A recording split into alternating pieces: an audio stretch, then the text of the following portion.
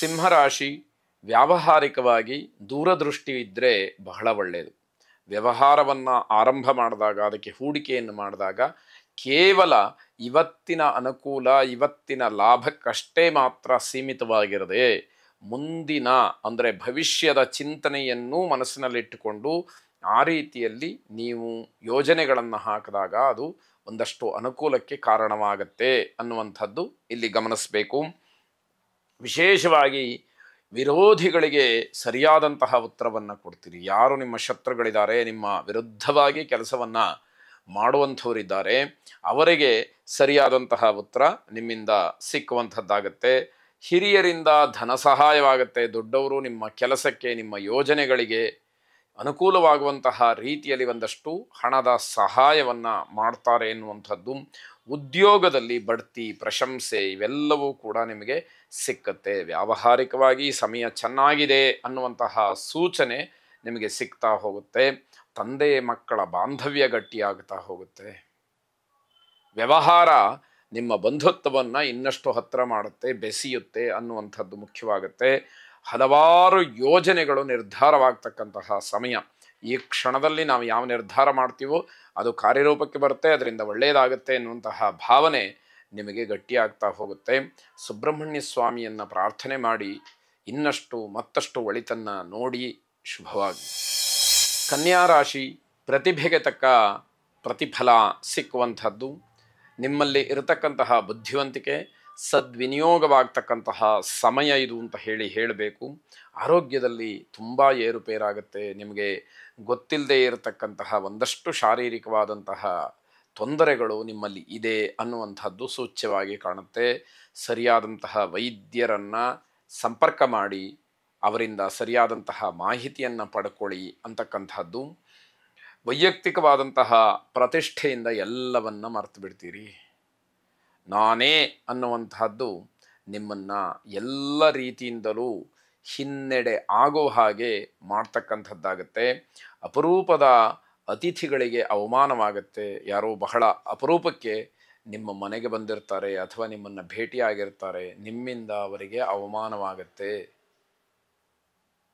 ಇದು ಎಷ್ಟರ ಮಟ್ಟಿಗೆ ಸಹಿಸಲಿಕ್ಕೆ ಸಾಧ್ಯ ಆಗತ್ತೆ ಅನ್ನುವಂಥದ್ದನ್ನು ಗಮನಿಸಿ ಅಸಂತೋಷದ ವಾತಾವರಣದಲ್ಲಿ ಬದುಕ್ತಾ ಇರ್ತೀರಿ.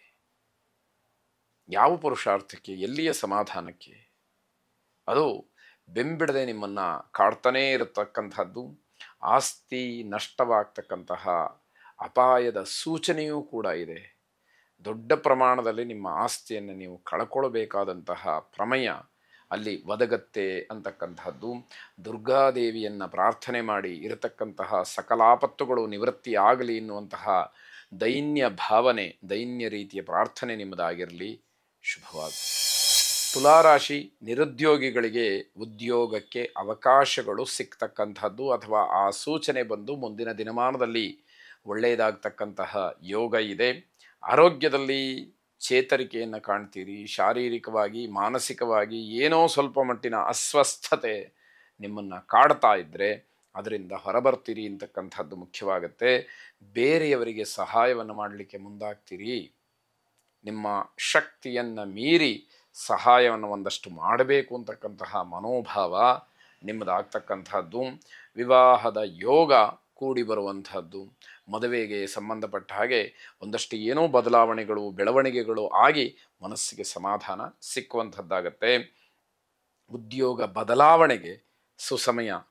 ನಾನು ಎಲ್ಲೋ ಒಂದು ಕಡೆ ಕೆಲಸ ಮಾಡ್ತಾ ಇದ್ದೀನಿ, ಇದು ಯಾಕೋ ಸಮಾಧಾನ ಆಗ್ತಾ ಇಲ್ಲ, ಇದನ್ನು ಬದಲಾಯಿಸಬೇಕು, ಬೇರೆ ಕಡೆಗೆ ಹೋಗಬೇಕು ಅಂತ ಹೇಳಿ ಆಲೋಚನೆಗಳಿದ್ದರೆ ಈ ದಿವಸ ಆ ವಿಚಾರವನ್ನು ಕುರಿತು ಬಹಳವಾಗಿ ಚರ್ಚೆಯನ್ನು ಮಾಡಿ ನಿರ್ಧಾರವನ್ನು ಮಾಡಿ ಅನುಕೂಲಕ್ಕೆ ದಾರಿ ಇದೆ.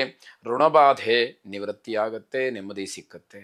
ಇದರ ಅರ್ಥ ಸಾಲ ಮಾಡಿಕೊಂಡಿದ್ದರೆ ಆ ಸಾಲ ತೀರತಕ್ಕಂತಹ ಒಂದು ಯೋಗ, ಅದರಿಂದ ಆಗಿರತಕ್ಕಂತಹ ಮಾನಸಿಕ ಅಸಮಾಧಾನ ಎಲ್ಲವೂ ಕೂಡ ದೂರವಾಗಿ ನೆಮ್ಮದಿ ಸಿಕ್ಕುವಂಥದ್ದಾಗತ್ತೆ. ಶರಭೇಶ್ವರನನ್ನು ಪ್ರಾರ್ಥನೆ ಮಾಡಿ. ಶುಭವಾಗಿ. ವೃಶ್ಚಿಕ ರಾಶಿ ಆತುರದ ನಿರ್ಧಾರ ನಿಮಗೆ ತೊಂದರೆಯನ್ನು ಮಾಡಬಹುದು. ಹಾಗಾಗಿ ಯಾವುದೇ ನಿರ್ಧಾರಗಳಿರಲಿ 10 ಬಾರಿ ಆಲೋಚನೆಯನ್ನು ಮಾಡಿ ನಿರ್ಧಾರವನ್ನು ಮಾಡಿ ಪುನಃ ಅದನ್ನು ಆಲೋಚನೆಗೆ ತಂದುಕೊಳ್ಳಿ ಅಂತಕ್ಕಂಥದ್ದು ಸಲಹೆ. ಅವಕಾಶಗಳು ಕೈ ತಪ್ಪತಕ್ಕಂತಹ ಸಾಧ್ಯತೆಗಳಿದೆ.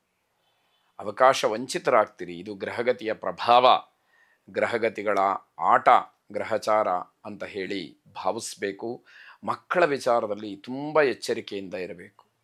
ಯಾಕೆ ಅಂತಂದರೆ ಮಕ್ಕಳಿಂದ ಆಗತಕ್ಕಂತಹ ಸಂತೋಷ ಎಷ್ಟಿದೆಯೋ, ಗ್ರಹಚಾರ ಚೆನ್ನಾಗಿಲ್ಲದೆ ಇದ್ದಾಗ ಮಕ್ಕಳಿಂದ ಆಗತಕ್ಕಂತಹ ನೋವು ಕೂಡ ಅಷ್ಟೇ ಮಾರ್ಮಿಕವಾಗಿ ಕಠಿಣವಾಗಿ ಇರುತ್ತೆ ಅಂತ ಹೇಳಿ ತಿಳಿಬೇಕು. ಮಾನಸಿಕ ಅಸ್ಥಿರತೆ ತುಂಬ ಕಾಡುತ್ತೆ. ಯಾವುದು ಸ್ಥಿರವಾದಂತಹ ಒಂದು ಆಲೋಚನೆಯನ್ನು ಮಾಡಲಿಕ್ಕೆ ಮನಸ್ಸು ಅವಕಾಶವನ್ನೇ ಕೊಡೋದಿಲ್ಲ. ಪ್ರತಿಯೊಂದು ವಿಚಾರದಲ್ಲೂ ಕೂಡ ಮನಸ್ಸಿನ ಮೇಲೆ ಎಲ್ಲವೂ ಕೂಡ ಅವಲಂಬಿತವಾಗಿರುತ್ತೆ ಅನ್ನುವಂಥದ್ದನ್ನು ತಿಳಿಬೇಕು. ಪರೀಕ್ಷೆಗಳಲ್ಲಿ ಅಪಯಶಸ್ಸು, ಸರಿಯಾದಂತಹ ಪ್ರಯತ್ನ ಇಲ್ಲದೆ ಸರಿಯಾದಂತಹ ಫಲಿತಾಂಶಕ್ಕೆ ಅವಕಾಶಗಳು ಇಲ್ಲದೇ ಇರತಕ್ಕಂಥದ್ದು. ರಾಜಕೀಯವಾಗಿ ಯಾವುದೇ ರೀತಿಯ ಲಾಭಗಳನ್ನು ನಿರೀಕ್ಷೆ ಮಾಡಬೇಡಿ. ಖಂಡಿತವಾಗಿ ಆ ಲಾಭ ಪಡೆಯೋದಕ್ಕೆ ನಿಮ್ಮ ಹತ್ರ ಸಾಧ್ಯ ಆಗದೇ ಇರತಕ್ಕಂತಹ ದಿವಸ.